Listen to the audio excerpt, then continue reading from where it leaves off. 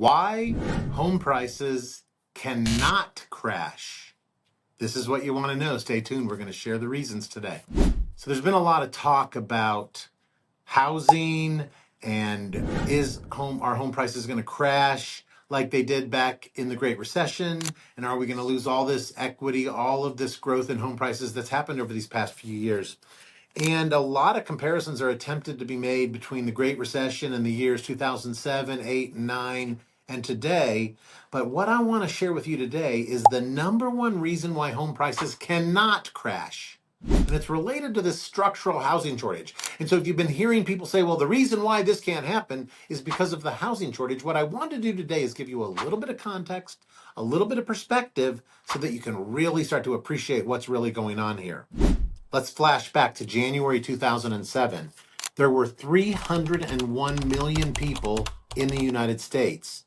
And at that time, there were 4 million homes for sale, or one home for every 75 people that were alive. Roll forward to today, August 2025. We're up to 342 million people in the United States, but there are only 1 million homes for sale, a quarter as many. That's one home for every 330 people. So back in the recession, when home prices came down because there were so many more homes on the market and fewer people, 1 to 75, today 1 to 330. There are 41 more million people in the United States, and there are a quarter of the houses for sale that there were back in 2007. So the market is squeezed incredibly tight. Now, there is opportunity out there, but it's for people that know where to look and know how to go about doing that. And that's where we really shine.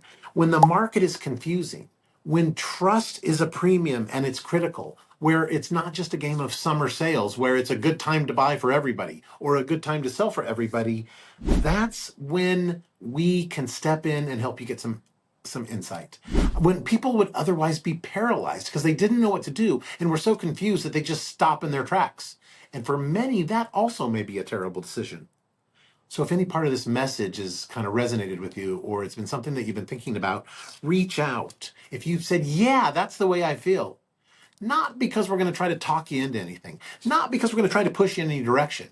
We're just going to try to help you get some more clarity on what the heck is going on and what it means for you and what you should or shouldn't do in this market if you're thinking about doing something.